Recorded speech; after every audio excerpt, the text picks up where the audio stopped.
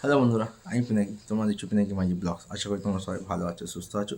এখন এই ভিডিওতে কথা বলবো কে বলে বিপ্লবী, কে বলে ডাকাত।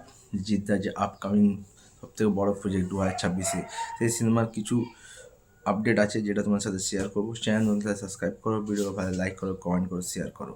প্রথমত ভিডিওতে বলছি, শুরুতেই বলছি, জিদ্দা কেউ বলে বিপ্লবী, কেউ বলে ডাকাত। বলেছিলাম ঝাড়খণ্ডে শ্যুটিং চলছে, সেখানে একটা অ্যাকশন দৃশ্য বা কোনো একটা দৃশ্য শ্যুট করতে গিয়ে জিদ্দা খুব বড় ইনজুরি হয়েছে। তো ঠাকুরের কাছে এটা প্রার্থনা করবো, জিদ্দা খুব তাড়াতাড়ি সুস্থ হয়ে যাক এবং তাড়াতাড়ি সে শ্যুটিংয়ে ফিরুক। কারণ ইনজুরিটা বেশ বড় রকমের মেবি হয়েছে, সেই জন্য শ্যুটিং এখন বন্ধ আছে।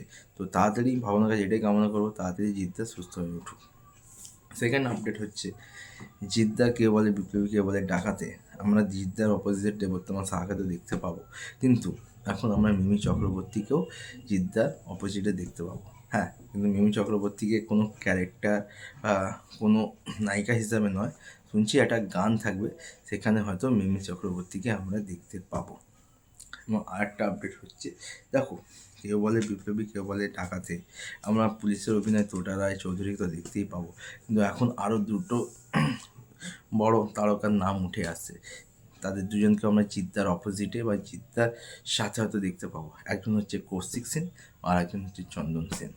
মানে বুঝতেই পারছো, কেউ বলে বিপ্লবী, কেউ বলে ডাকাতে, যে স্টার কাস্টগুলো আছে ভাই, সব কিন্তু তাবড় তাবড় স্টার কাস্ট। জিদ্দা বলো, আমরা কৌশিক সেন বলো, চন্দন সেন বলো, তোটাদা বলো, সব তাবড় তাবড় স্টার কাস্ট।